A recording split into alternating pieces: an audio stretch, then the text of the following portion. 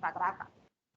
Andrezito, nós estávamos falando na nossa última aula de terça-feira sobre equilíbrio. E aí eu disse para vocês, primeiramente, que para que um ponto material ele esteja em equilíbrio, é necessário que a força resultante sobre ele seja nula. E aí a gente viu que quando eu digo para você que a força resultante tem que ser nula, eu estou lhe afirmando que é tanto a força resultante na direção X, quanto a força resultante na direção Y. E aí, quando você faz essa força resultante nula, você está dizendo que o corpo ou ele está parado, ou ele está em movimento retilíneo uniforme. Depois eu disse para ti que quando se trata de um corpo extenso, além do objeto, da gente não deixar o objeto transladar, nós também vamos obrigar esse objeto a não rotacionar. E aí a gente viu que a grandeza física responsável pelo rotacionar do objeto é uma grandeza física conhecida como momento angular ou momento de uma força ou ainda torque. E esse torque, ele depende da força que vai ser aplicada para que esse objeto passe a girar e também da distância até o ponto de apoio de onde você vai aplicar essa força. E esse torque, ele vai poder ser tanto positivo quanto negativo. Vai depender de qual direção essa força vai estar fazendo com que esse objeto se mova. Aí, nós vimos que esse objeto, ele pode se mover em movimento uniforme ou ainda está parado. Para que isso ocorra, o torque resultante tem que ser zero. E aí nós chegamos à conclusão de que se o torque resultante for zero, esse objeto ele está em equilíbrio de rotação. Então, toda vez que nós formos estudar um objeto extenso, significa dizer, Liz, que para que esse objeto esteja em equilíbrio, ele vai ter que obedecer dois equilíbrios. O equilíbrio de translação, que é dado quando a força resultante é zero, e o equilíbrio de rotação, que é dado quando o torque resultante é zero. E aí, eu coloquei aqui para vocês uma outra observação, que é quando a gente tem três forças agindo sobre o nosso objeto. E eu chamei, nosso livro chama de teorema das três forças. Quando eu tenho apenas três forças agindo sobre o meu objeto, eu posso ter três situações ocorrendo. Quais, professora? A primeira situação que pode ocorrer é dessas três forças serem paralelas entre si. Essas três forças pertencem ao mesmo plano e são paralelas entre si. Eu posso dizer que vai acontecer o quê, professora? Eu posso afirmar que a força resultante tem que ser zero, ela está em equilíbrio, e o torque resultante tem que ser zero para que ela esteja em equilíbrio. Gente, preste atenção. Para que a força resultante seja zero, eu tenho que dizer que F1 mais F2 tem que ser igual ao F3. E para que o torque seja zero, se eu adotar o apoio do ponto O torque da força F1 vai ter que ser igual ao torque da força F2. Se eu adotar o apoio em cima da força F2, para que o torque resultante seja zero, eu tenho que dizer que o torque de F1 vai ter que ser igual ao torque de F3.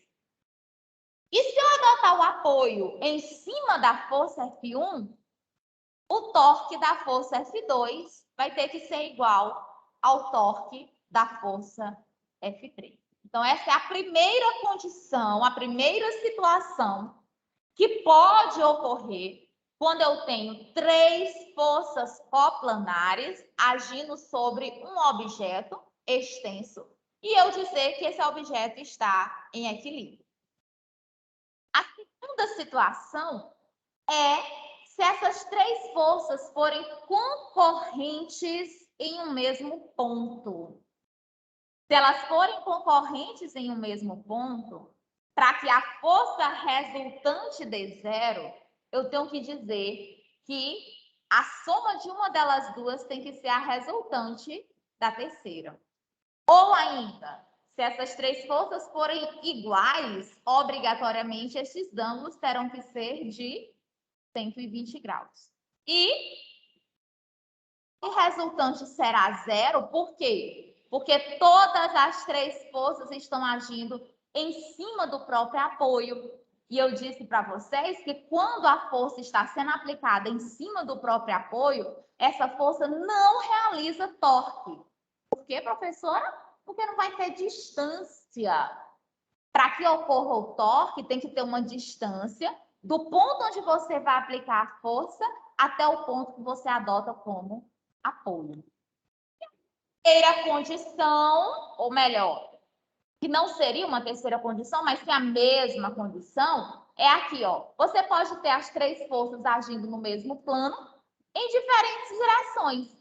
O que eu posso afirmar aqui? Que para que o torque seja zero, eu vou decompor essa força F, uma na vertical e outra na horizontal.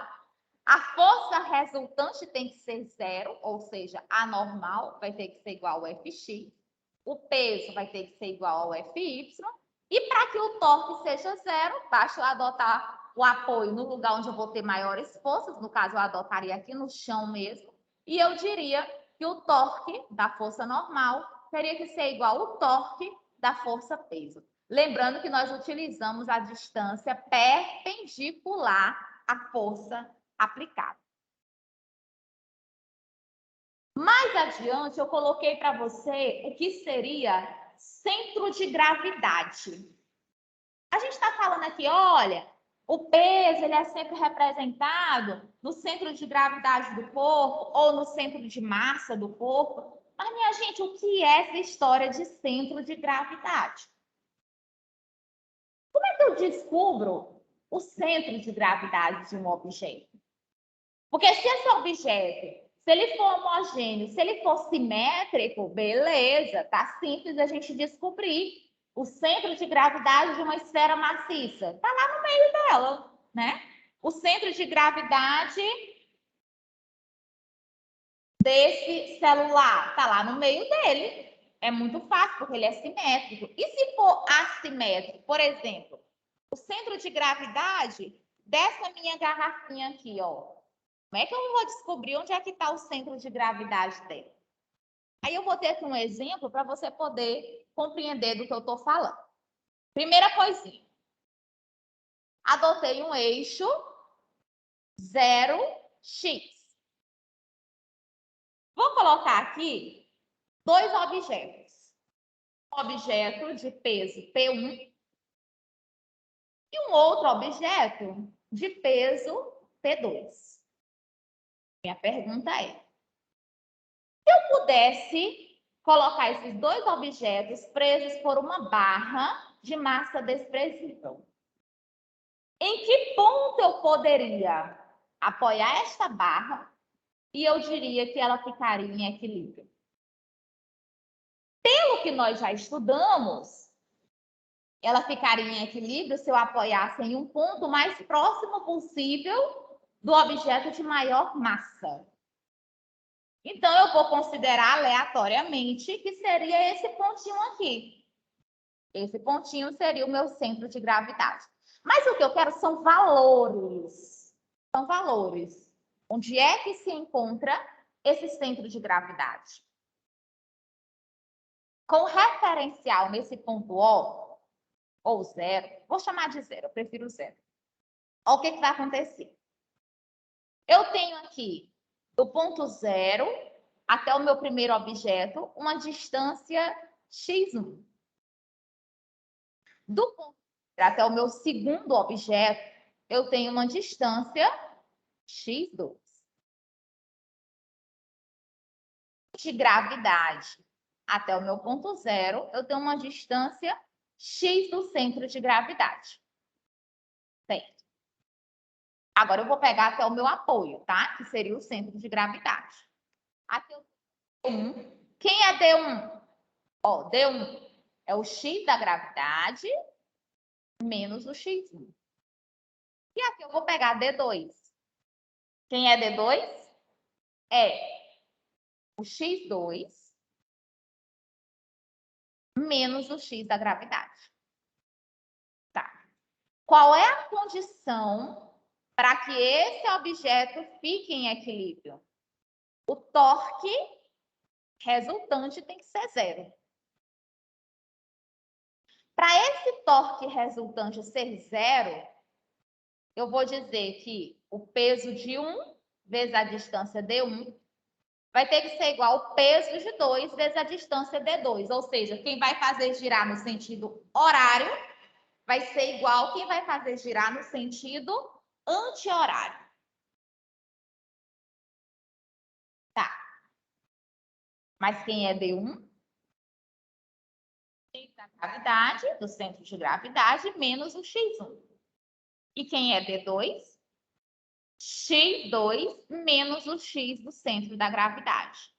Gente, se eu desenvolver isso aqui, eu vou ficar com o x do centro da gravidade vai ser P1 vezes x1 mais P2 vezes x2 dividido por P1 mais P2. Tá?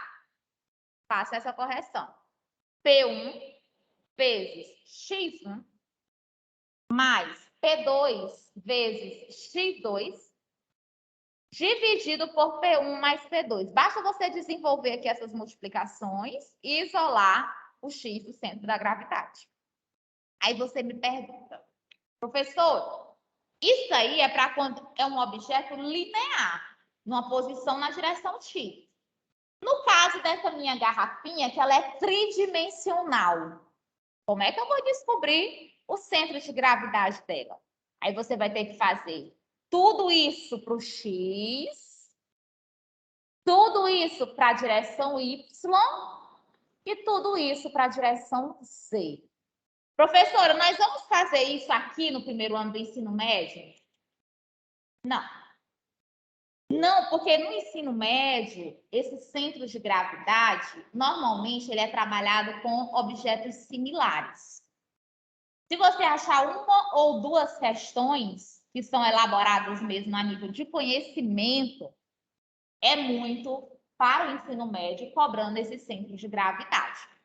Mas eu estou falando para vocês porque vai que você precisa. E você diz, ah, mas a tia nem ensinou como é. Tá aqui. Se você precisar, você pede socorro para você poder fazer. Mas 99% das nossas questões de ensino médio não é necessário você calcular o centro de gravidade. Por que não é necessário, professora? Porque o centro de gravidade do que a gente estuda no ensino médio coincide com o próprio centro de massa. Por quê? Porque nós vamos estudar corpos com distribuição homogênea de massa. E nesse caso, seu formato geométrico vai ser sempre simétrico. É possível identificar nesse corpo um ponto, ou eixo, ou até mesmo um plano, sobre o qual ele estará necessariamente o seu centro de gravidade, ou ainda o seu baricentro. Em corpos homogêneos e simétricos, o centro de gravidade coincide com o baricentro. E no caso de regiões em que a aceleração da gravidade ela possa ser considerada constante, que é o nosso meio, a gente considera o centro de gravidade coincidindo com o próprio centro de massa do objeto. Então, eu vou ter aqui para vocês ó, uma placa retangular homogênea. Ó, tracei as duas diagonais, onde elas se encontraram é o meu centro de gravidade. É onde eu vou representar a minha força, peso. Coloquei aqui um corpo esférico, homogêneo. Observe que o centro de gravidade dele coincide com o seu próprio centro. Coloquei aqui um cubo homogêneo. E aí, ó, quando você traça todas as suas diagonais, onde elas se encontram, você tem o centro de gravidade. E aí, eu queria comentar esse anel bem aqui, ó.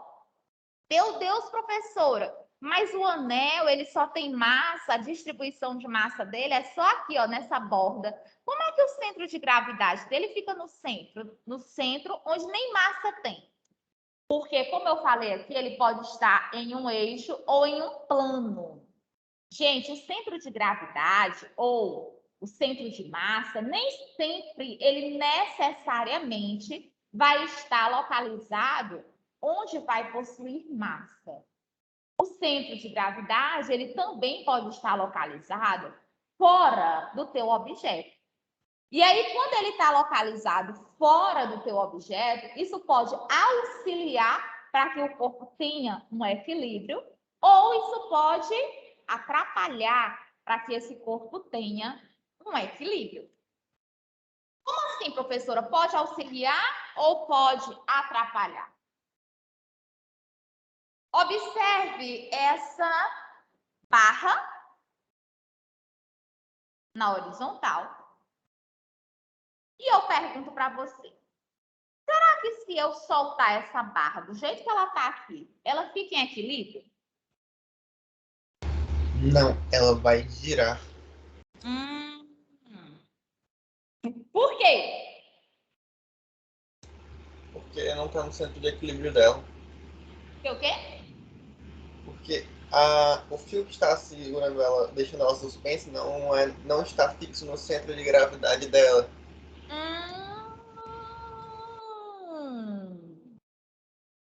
Presta atenção. Eu disse que o centro de gravidade, quando o corpo é homogêneo e você está em um local em que o campo gravitacional é constante, esse centro de gravidade coincide com o próprio centro do objeto. Então, eu vou colocar a força-peso dessa barra. Olha a força-peso. Olha onde ela está apoiada. Ó. Observe que a linha que passa por onde ela está apoiada é paralela à linha que passa pela força-peso. Se é paralela, então existe uma distância entre o local onde nós temos a força-peso e o ponto de apoio. Se existe uma distância perpendicular entre o ponto onde eu estou aplicando a força e o ponto de apoio, obrigatoriamente nós teremos um torque. Isso significa que essa barra, na hora que eu soltar, ela vai fazer isso. E ela faz isso procurando o equilíbrio. Observe que quando ela faz isso, a linha que passa pelo apoio é a mesma linha que passa pela força, pelo local onde a força-peso está sendo aplicada, que é o seu centro de gravidade. Então, nessa condição aqui, que é a minha segunda condição, eu digo para você que a barra vai estar em equilíbrio. E eu coloquei uma outra situação. Ó, uma placa triangular homogênea.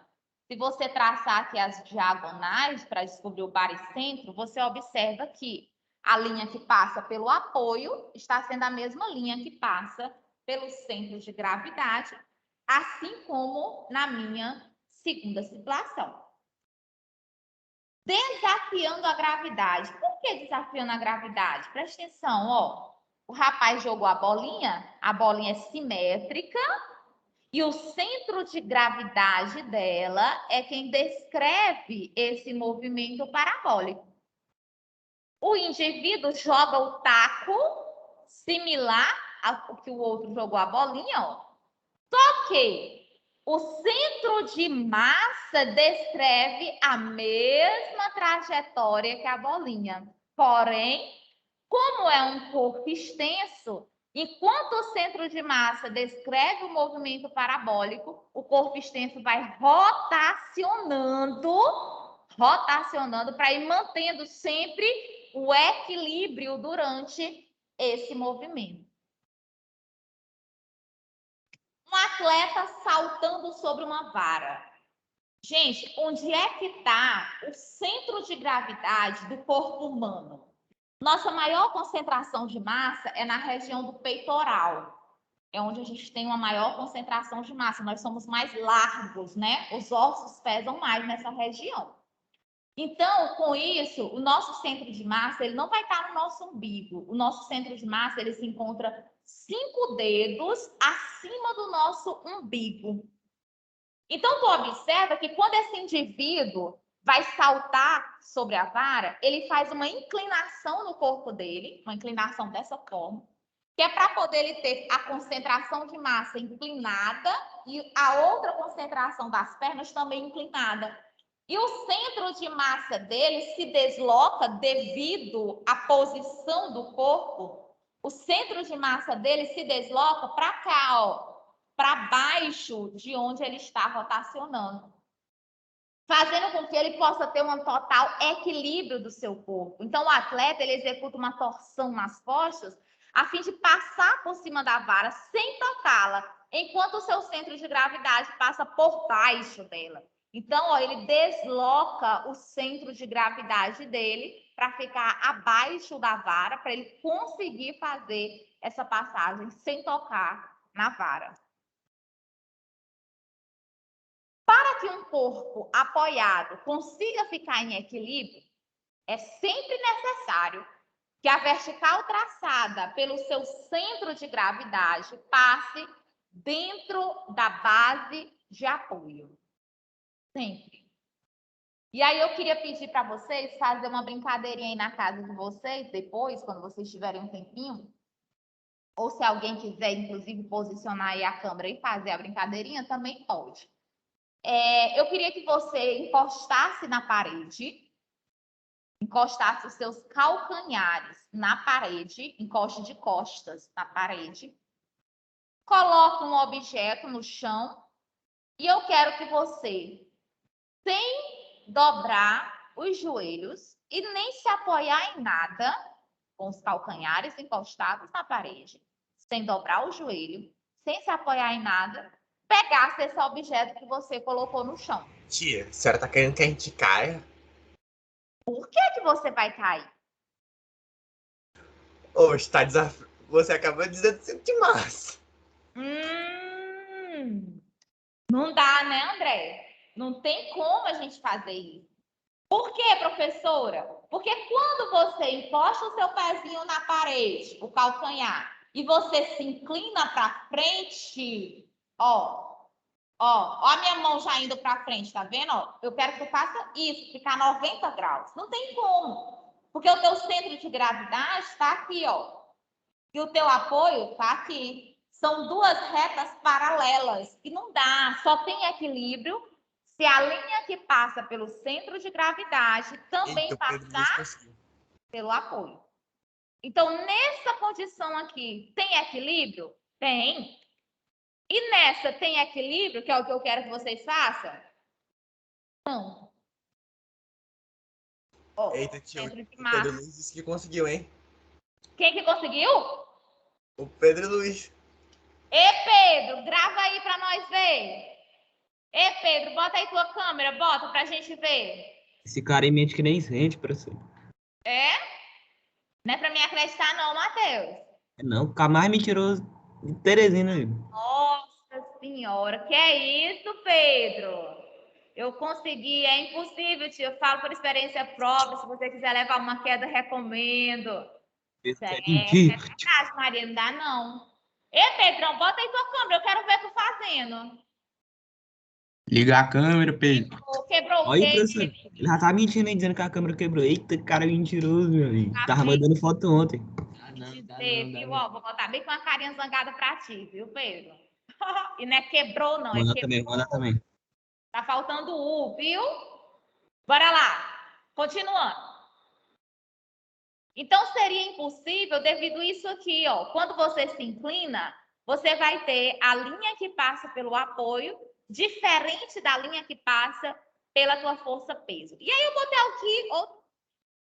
Então,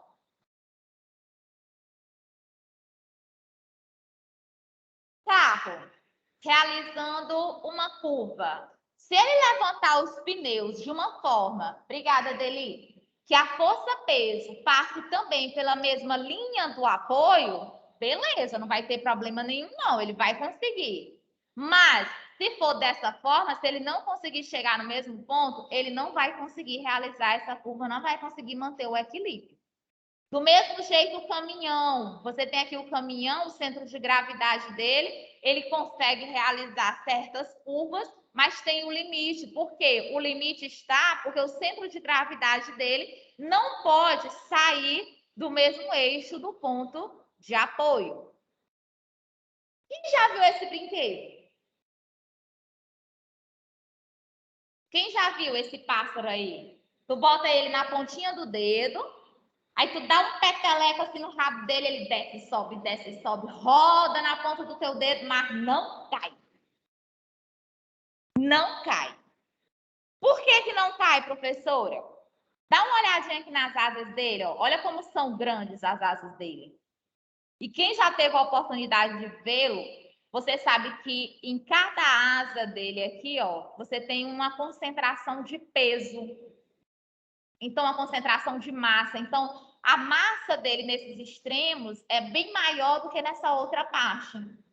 Por que que ele tem maior concentração de massa aqui? Para fazer a mesma coisinha que o atleta fez quando pulou sobre a vara. Cadê o atleta? Cadê o atleta? Ei, não. Achei. Então, o passo, ele tem o mesmo comportamento de distribuição de massa quando o homem faz essa inclinação no corpo dele. Ele vai ter uma concentração de massa nesses dois extremos, fazendo com que o seu centro de gravidade passe a estar abaixo do ponto de apoio, causando assim uma maior estabilidade no seu equilíbrio. Por isso que ele balança, mas não cai.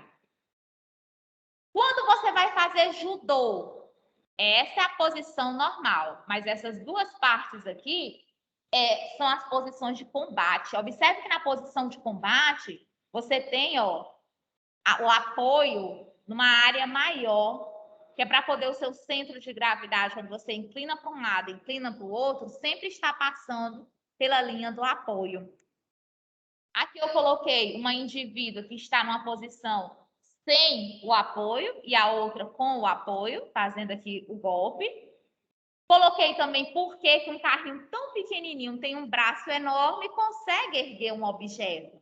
Ora mais, porque mesmo ele erguendo esse objeto, o centro de massa dele vai estar sempre passando pelo seu ponto de apoio. Então, por isso que ele não tomba.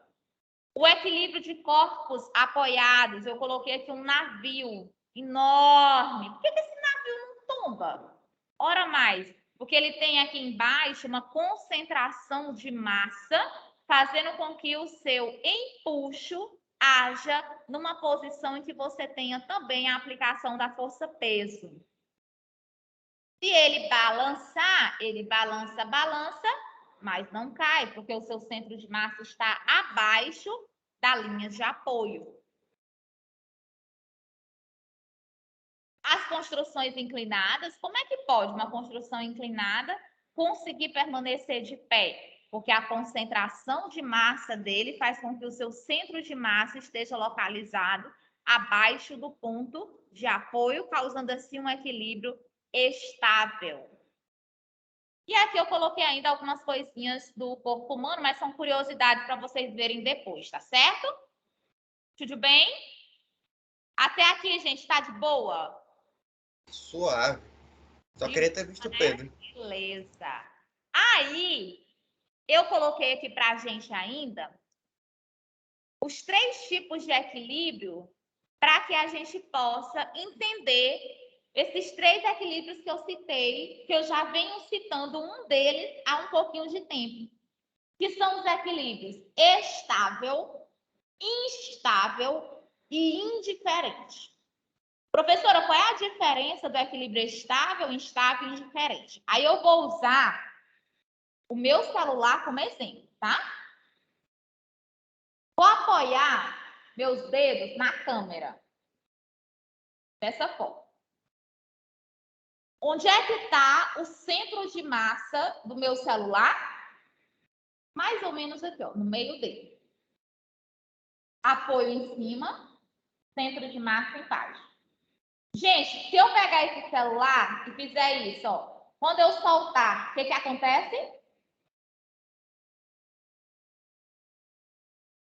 Ele volta para a mesma posição anterior. Ou seja, eu posso dizer que nessa condição em que o centro de massa está abaixo do ponto de apoio, eu tenho um equilíbrio estável.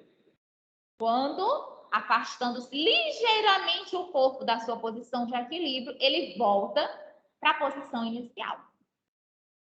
Já se eu fizer o contrário, colocar o apoio embaixo do centro de massa, ó, o centro de massa aqui em cima.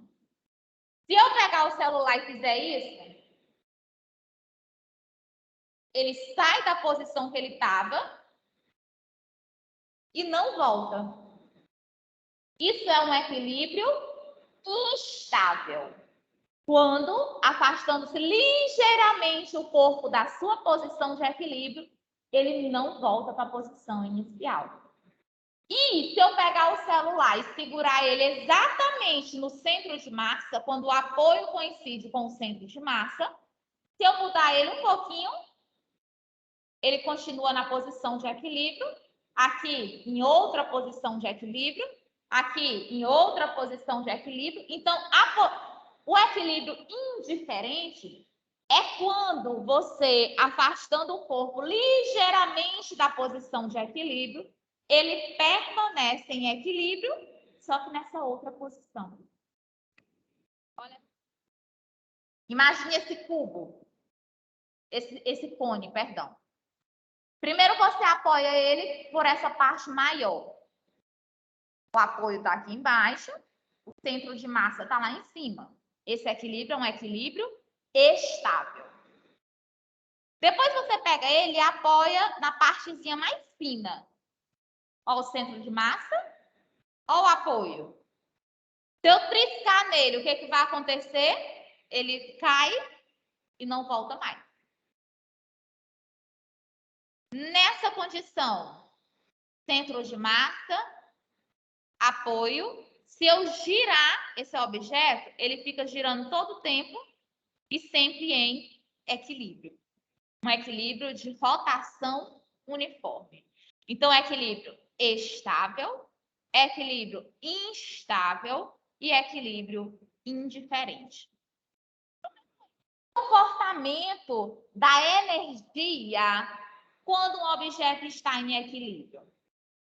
Nesse primeiro caso, eu tenho aqui, se eu pegar essa bolinha, subi-la, perdão, e soltar, ela vai descer, subir, descer, subir, descer, subir, descer, subir, até parar. Então, a energia potencial gravitacional dela diminui, depois aumenta, diminui, depois aumenta, e assim sucessivamente. Esse é um equilíbrio estável. No equilíbrio instável, se eu triscar nessa bolinha, ela cai e não volta mais.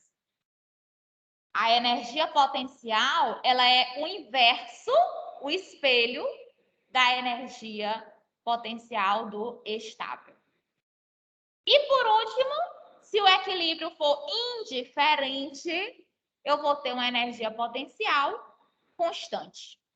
Professor, e se for uma variável, ora instável, ora estável, fica algo mais ou menos assim, o comportamento da energia, certo? Falei aqui também um pouquinho sobre máquinas simples, que é quando você utiliza um objeto para que esse objeto faça com que a força que você vai aplicar se torne menor do que a força que vai ser sentida pelo objeto que você quer mover. E aí eu coloquei aqui alguns exemplos. Um homem puxando uma corda, um objeto bem pesado, mas utilizando uma roldana. Um homem utilizando uma barra para girar uma pedra. Uma pessoa quando vai pedalar a bicicleta. Um machado, dentre outras situações. Isso são situações de máquinas simples. Uma máquina simples, você tem a força aplicada, você tem a força sentida e você tem a força total. A vantagem mecânica de uma máquina simples vai ser a força total, ou seja, a força transmitida, dividido pela força aplicada por você. Essa vai ser a vantagem mecânica. É falado por poucos livros essa parte da vantagem mecânica e é pouco cobrado também, tá? Aí, eu coloquei aqui também a parte de alavancas, onde se você compreendeu a questão do torque resultante ser nulo, você faz uma alavanca simples e sem dificuldade. As alavancas interfixas, que elas aumentam a força que chega ao objeto, de acordo com o que você coloca na distância que tu aplica a tua força. Estilos de alavancas interfixas. Você tem o martelo, você tem a tesoura, o alicate, todos são alavancas interfixas. E as interpotentes seria aquela que apresenta um ponto de aplicação da força potente entre o ponto de aplicação da força resistente e o ponto de apoio. Também não há diferença dentro do equilíbrio do corpo extenso, tá? E aí, coloquei também aqui algumas alavancas que aparecem no próprio corpo humano, por exemplo, na nossa panturrilha, nos nossos pés, no nosso cotovelo, na nossa mão, a nossa arcada dentária, tudo isso são alavancas que existem dentro do nosso corpo. Então, quem pretende fazer aí medicina na parte de cirurgia ortopédica, quem deseja fazer a parte de odontologia, tudo isso aí vocês vão precisar desse conteúdo de equilíbrio de corpo extenso, tá certo?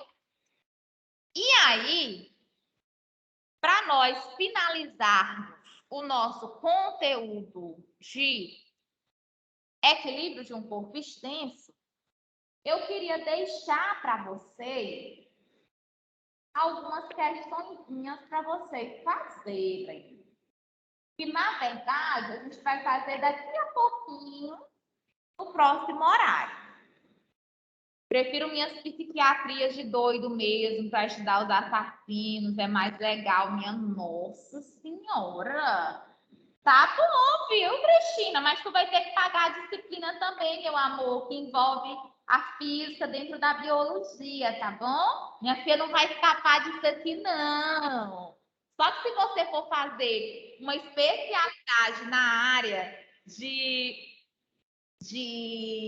ortodontia, ortopedia, né? Nesse caso, se você for fazer uma especialização nessa área, tu vai ter que saber bem mais. Mas para tu fazer a psiquiatria, tu vai ter que fazer primeiro o básico. E no básico, tu vai ter que pagar isso, viu? Bonita! É verdade. Eu gosto de física também, só que mais de astronomia e física de... Ah, tá. Entendi. Beleza. Então, gente, eu peguei aqui no nosso livro e selecionei algumas questões para a gente fazer daqui a pouquinho, tá bom? Vou colocar aqui para vocês já irem pegando o livro e já pensando aí. Então, a gente vai fazer as seguintes questões. Pode dizer as páginas e as questões que eu vou digitando. Oh, meu Deus do céu, é um anjo. Vai, meu amor, digita aí. Página 586, questão 33. 586, questão 33. 587, questão 37. 588, 40 e 41.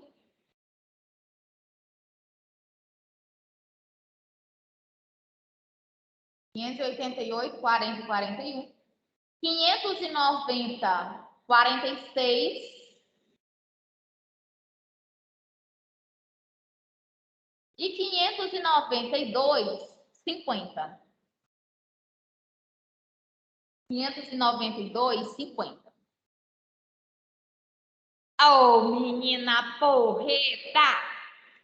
Muito que bem. Então, a gente vai voltar daqui a pouquinho. Eu já passei, Pedro? Já? Opa, então vocês já fizeram, foi fazer. Nós vamos só tirar dúvida.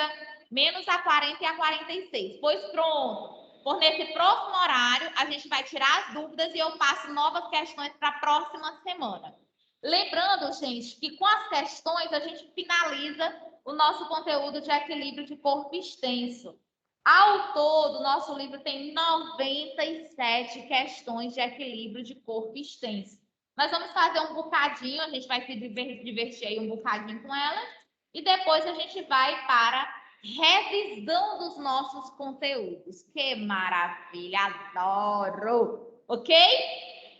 Beijo para vocês. Daqui a pouco a gente retorna no nosso terceiro horário. Beijo, beijo, beijo. Tchau. Beijo. Tchau, tia. Tchau, Matheus. Tchau, professor. Obrigada, meu amor, pelo auxílio. Tchau, professora. De nada. Tchau, Cristina, nossa psiquiatra. Eita, Cristina, acho que tu vai cuidar de mim no futuro. Beijo.